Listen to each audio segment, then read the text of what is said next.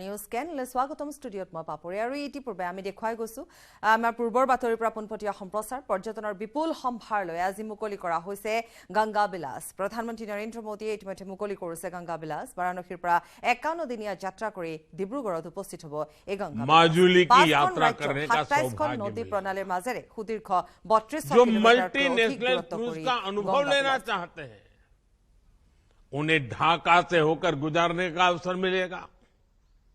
जो भारत की natural diversity को देखना चाहते हैं उन्हें ये क्रूज सुंदरवन और असम के जंगलों की सैर कराएगा।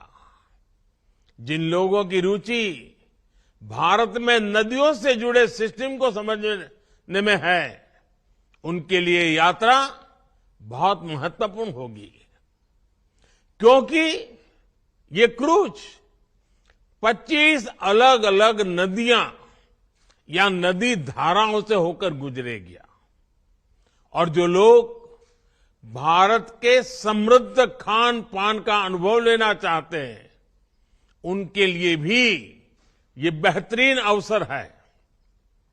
यानी भारत की विरासत और आधुनिकता का अद्भुत संगम हमें इस यात्रा में देखने को मिलेगा। क्रूज टूरिज्म का ये नया दौर इस क्षेत्र में हमारे युवा साथियों को रोजगार स्वरोजगार के नए अवसर भी देगा। विदेशी पर्यटकों के लिए तो ये आकर्षण होगा ही, देश के भी जो पर्यटक पहले ऐसे अनुभवों के लिए विदेश जाते थे वे अब पूर्वी भारत का रुख कर पाएंगे। ये क्रूज जहां से भी गुजरेगा वहां विकास की एक नई लाइन तैयार करेगा। क्रूज टूरिज्म के लिए ऐसी ही व्यवस्थाएं हम देश भर के नदी जलमार्गों में तैयार कर रहे हैं। शहरों के बीच लंबे रिवर क्रूज के अलावा हम अलग अलग शहरों में छोटे क्रूज को भी बढ़ावा दे रहे हैं। काशी में भी इस प्रकार की व्यवस्था अभी चल रही है। ये हर पर्यटक वर्ग की पहुंच में हो, इसके लिए बजट से लेकर लग्जरी क्रूज तक हर प्रकार की सुविधाएं देश में विकसित की जा रही हैं।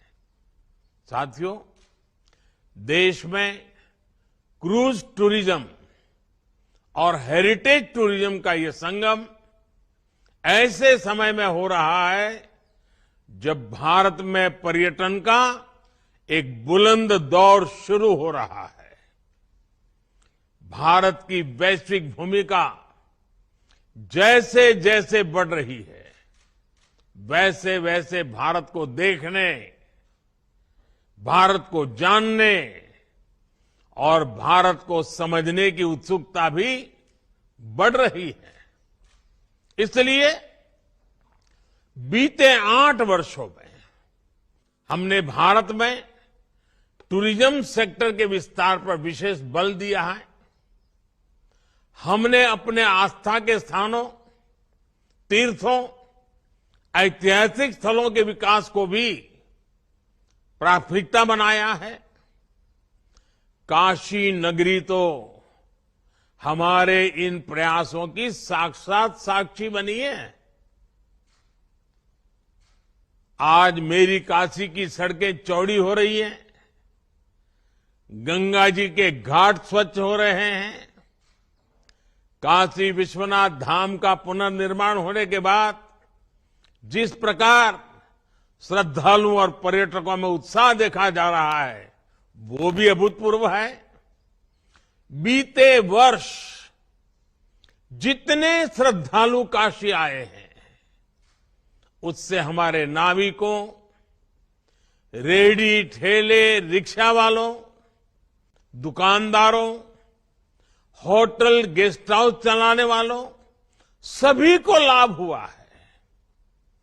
अब गंगा पार के क्षेत्र में ये नई टेंट सिटी काशी आने वाले श्रद्धालुओं को, पर्यटकों को एक नया अनुभव देगी। इस टेंट सिटी में आधुनिकता भी है, अध्यात्म भी और आस्था भी है। राग से लेकर स्वाद तक बनारस का हर रस, हर रंग इस टेंट सिटी में देखने को मिलेगा। साथियों, आज का ये आयोजन 2014 के बाद से देश में जो नीतियां बनी, जो निर्णय हुए, जो दिशा तय हुई, उसका प्रतिबिंब है। 21वीं सदी का ये दशक भारत में इंफ्रास्ट्रक्चर के कायाकल्प का दशक है। इस दशक में भारत के लोग आधुनिक इंफ्रास्ट्रक्चर की जो तस्वीर देखना जा रहे हैं, जिसकी कल्पना तक किसी जमाने में मुश्किल थी, चाहे घर, टॉयलेट, बिजली, पानी, कुकिंग गैस, शिक्षण संस्थान और अस्पताल जैसा सामाजिक इंफ्रास्ट्रक्चर हो, डिजिटल इंफ्रास्ट्रक्चर हो, या फिर रेलवे, हाईवे, एयरवे और वाटरवे जैसा फिजिकल कनेक्टिविटी, इनसे जुड़ा हुआ इंफ्रास्ट्रक्चर हो।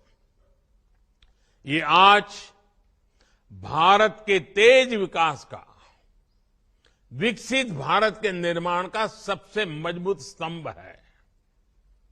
सबसे चौड़े हाईवे, सबसे आधुनिक एयरपोर्ट, आधुनिक रेलवे स्टेशन, सबसे ऊंचे और लंबे पुल, सबसे ऊंचाई पर बनने वाली लंबी टनल से नए भारत के विकास का प्रतिबिंब हम सब अनुभव करते हैं। इसमें भी नदी जलमार्ग भारत का नया सामर्थ्य बन रहे हैं। साथियों, आज गंगा विलास क्रूज की शुरुआत होना भी एक साधारण घटना नहीं है। जैसे कोई देश जब अपने दम पर सैटेलाइट को अंतरिक्ष में स्थापित करता है, तो वो उस देश की तकनीकी क्षमता को दिखाता है। वैसे ही 3200 किलोमीटर से ज्यादा लंबा ये सफर भारत में इनलैंड वाटरवे के विकास, नदी जलमार्गों के लिए बन रहे आधुनिक संसाधनों का एक जीता जागता उदाहरण है। 2014 से पहले देश में वाटरवे का थोड़ा बहुत ही उपयोग होता था। ये हाल तब था जब भारत में वाटरवे के माध्यम से व्यापार का हजारों साल पुराना इतिहास था। 2014 के बाद से भारत अपनी इस पुरातन ताकत को आधुनिक भारत के ट्रांसपोर्ट सिस्टम की बड़ी शक्ति बनाने में जुटा है। हमने देश की बड़ी नदियों में नदी जलमार्गों के विकास के लिए कानून बनाया है, विस्तृत एक्शन प्लान बनाया है। 2014 में सिर्फ 5 राष्ट्रीय जलमार्ग देश में थे। आज 24 राज्यों में 111 राष्ट्रीय जलमार्गों को विकसित करने पर काम हो रहा है। इनमें से लगभग 2 दर्जन जलमार्गों पर सेवाएं अभी चल रही है। 8 वर्ष पहले तक सिर्फ 30 लाख मैट्रिक टन कार्गो ही नदी जलमार्गों से ट्रांसपोर्ट होता था। आज ये कैपेसिटी 3 गुना से भी अधिक हो चुकी है। नदी जलमार्गों का इस्तेमाल करने वाले लोगों की संख्या भी लगातार बढ़ रही है। इसमें भी गंगा पर बन रहा ये नेशनल वाटरवे पूरे देश के लिए एक मॉडल की तरह विकसित हो रहा है। आज ये वाटरवे ट्रांसपोर्ट, ट्रेड और टूरिज्म तीनों के लिए एक महत्वपूर्ण माध्यम बन रहा है। साथियों, आज का ये आयोजन पूर्वी भारत को विकसित भारत का ग्रोथ इंजन बनाने में भी मदद करेगा। पश्चिम बंगाल के हल्दिया में आधुनिक मल्टी मॉडल टर्मिनल वाराणसी को जोड़ता है। ये भारत बांग्लादेश प्रोटोकॉल मार्ग से भी कनेक्टेड है और नॉर्थ ईस्ट को भी जोड़ता है। ये कोलकाता पोर्ट और बांग्लादेश को भी कनेक्ट करता है। यानी ये यूपी, बिहार, झारखंड, पश्चिम बंगाल से लेकर बांग्लादेश तक व्यापार कारोबार को सुगम बनाने वाला है। इसी प्रकार जेटी और रोरो फेरी टर्मिनलों का भी नेटवर्क बनाया जा रहा है। इससे आना जाना भी आसान होगा, मछुआरों को, किसानों को भी सुविधा होगी। साथियों, क्रूज हो, कार्गो शिप हो, ये ट्रांसपोर्ट और टूरिज्म को तो बल देते ही हैं। इनकी सर्विस से जुड़ी पूरी इंडस्ट्री भी नए अवसरों का निर्माण करती है। इसके लिए जो स्टाफ चाहिए, जो स्किल्ड लोग चाहिए, उसके लिए भी ट्रेनिंग का प्रबंध आवश्यक है। इसके लिए गुवाहाटी में स्किल डेवलपमेंट सेंटर बनाया गया है। जहाजों की मरम्मत के लिए भी गुवाहाटी में एक नई फैसिलिटी का निर्माण किया जा रहा है। साथियों, ये जलमार्ग पर्यावरण की रक्षा के लिए भी अच्छे हैं और पैसों की बचत भी करते हैं। एक स्टडी के मुताबिक सड़क के मुकाबले जलमार्ग से परिवर्तन की लागत 2.5 गुना कम आती है। वहीं रेल के मुकाबले जलमार्ग से परिवहन की लागत 1/3 कम होती है। आप कल्पना कर सकते हैं कि वाटरवे से ईंधन की कितनी बचत होती है, पैसा कितना ज्यादा बचता है। भारत ने जो नई लॉजिस्टिक पॉलिसी बनाई है, उसमें भी तेजी से बन रहे ये वाटरवेज बहुत मदद करने वाले हैं। इसमें भी बहुत महत्वपूर्ण बात ये कि भारत में हजारों किलोमीटर लंबा वाटरवे नेटवर्क तैयार होने की क्षमता है। भारत में जो 125 से ज्यादा नदियां और नदी धाराएं हैं, वो लोगों और सामान के ट्रांसपोर्ट में इस्तेमाल की जा सकती है। ये वाटरवे भारत में पोर्ट लेड डेवलपमेंट को भी बढ़ाने में मदद करेंगे। कोशिश यही है कि সাধারণ স্টিল এনেকৈ পরে, মাইথন স্টিল এনেকৈ পরে।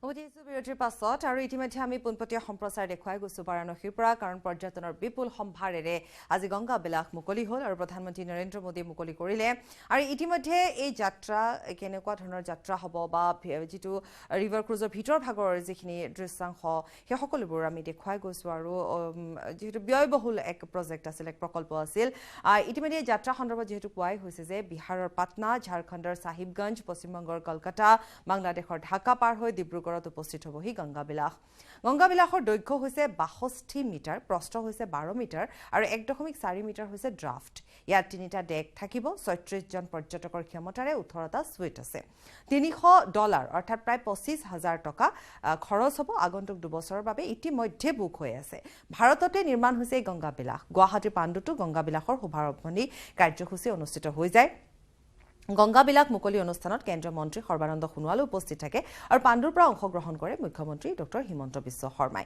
ইতিমধ্যে আমি বাৰাণসীৰ পৰা পোনপটীয়াকৈ দেখুৱাই গৈছো আৰু পুনৰ কৈছো যে ব্যয়বহুল এই ক্ৰুজ আৰু ইয়াত সকলোখিনি অত্যাধুনিক সুবিধাসমূহ আছে গতিকে এই যে যাত্ৰা হ'ব তাৰ এক সৰু তথ্যচিত্ৰ ইতিমধ্যে দিয়া হৈছে আৰু সেয়াও মুকলি কৰা হৈছে আৰু তথ্যচিত্ৰ অনুযায়ী দেখিবলৈ পোৱা গৈছে খুব সুন্দৰভাৱে এই যাত্ৰা আৰম্ভ কৰিব পাৰিব পৰ্যটকসকলে আৰু যেহেতু পৰ্যটকসকলে এই ক্ষেত্ৰত যেনে ধৰণে তেওঁলোকে এই যাত্ৰা অব্যাহত ৰাখিব তো তেওঁলোকে কিছু তীৰ্থস্থান যি ধৰণে পৰ্যটনৰ আকৰ্ষণৰ স্থলী পৰ্যটকৰ আকৰ্ষণৰ যিসমূহ স্থলী আছে বা আমাৰ মাজুলীয়ে হওক এই সকলোবোৰ তেওঁলোকে খন্তেক সময়ৰ বাবে চুই যাব পাৰিব গতিকে ঠিক তেনেধৰণে বিখ্যাত যিসমূহ স্থলী আছে ঠিক ব্ৰহ্মপুত্ৰৰ মাজেৰে যাওঁতে কামাখ্যা ধাম ঠিক একেধৰণে বাৰাণসী যি পবিত্ৰ স্থান বুলি কোৱা হয় সেই সকলোবোৰ এক প্ৰকাৰ সকলোৱে এনেধৰণে যিসকল পৰ্যটক থাকিব তেওঁলোকে দেখি যাব পাৰিব আৰু যেহেতু এই সকল পৰ্যটকৰ বাবে সকলোখিনি ব্যৱস্থা কৰা হৈছে সুবিধাসন্মতভাৱে কোনো ধৰণৰ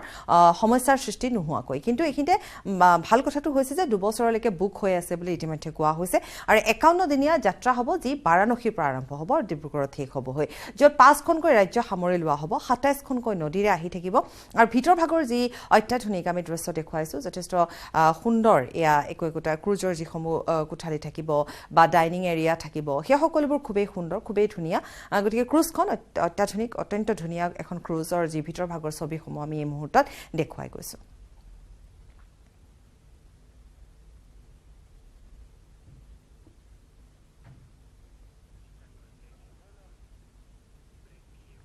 আৰু খবৰ আছে সময়টি বিৰতি সাধারণ স্টিল এনেকৈ পরে মাইথন স্টিল এনেকৈ পরে ধমকৈ